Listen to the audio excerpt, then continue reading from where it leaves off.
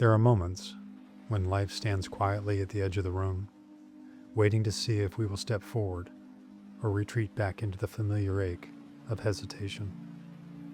Not failure, not catastrophe, just hesitation.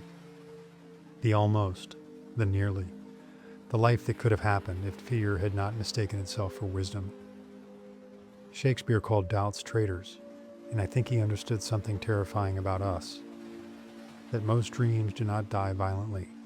They die softly, at the hands of reasonable excuses, at the mercy of waiting for certainty, at the altar of maybe tomorrow. And tomorrow, for so many people, becomes a hallway with no doors. I have often wondered how many lives are abandoned before they are ever lived. How many songs remain trapped in the throat? How many poems never leave the notebook? How many kisses are withheld? How many people stand at the edge of love, holding entire universes inside their chest, only to say nothing, because silence feels safer than rejection? But safety has stolen more lives than danger ever will. We speak often about courage, as if it belongs only to soldiers, or firefighters, or people standing in the middle of disasters.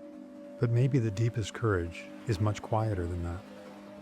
Maybe courage is sending the message, making the call, beginning the book, walking into the interview, telling someone the truth, starting over at 50, saying I love you without knowing if those words will be caught or allowed to fall to the ground. Because doubt has a convincing voice. It sounds intelligent, measured, protective. It tells us to wait until we are ready. But what if no one is ever fully ready for the things that change their life? What if readiness itself is a myth invented by fear? I think about all the moments human history was changed by people who moved forward, trembling, not fearless, trembling. A pilot lifting from the runway for the first time. An artist staring at a blank canvas. A child taking their first step with no understanding that falling is a part of walking. And maybe that is the tragedy of doubt. Not that it makes us cautious, but it makes us forget we were built to grow through uncertainty. A river does not wait until it understands the mountain. It simply begins moving. And somehow, over time, stone yields, lives change, worlds open.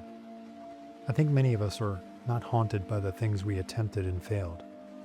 We are haunted by the ghost lives we never touched, the conversations we rehearsed but never had, the planes we never boarded, the poems we never wrote, the person we almost became.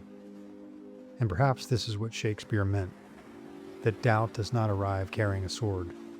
It arrives carrying comfort, a chair, a familiar routine, 1,000 logical reasons to remain exactly where we are, all while silently stealing the possible from our lives. So maybe the answer is not to become fearless. Maybe the answer is to understand that fear will almost always walk beside meaning, that trembling hands can still build beautiful things, that uncertain people still fall in love, still create, still leap, still become. And maybe one day, at the end of all of this, when our lives narrow into memory, the question will not be, how often did you fail, but how often did you allow fear to convince you not to begin?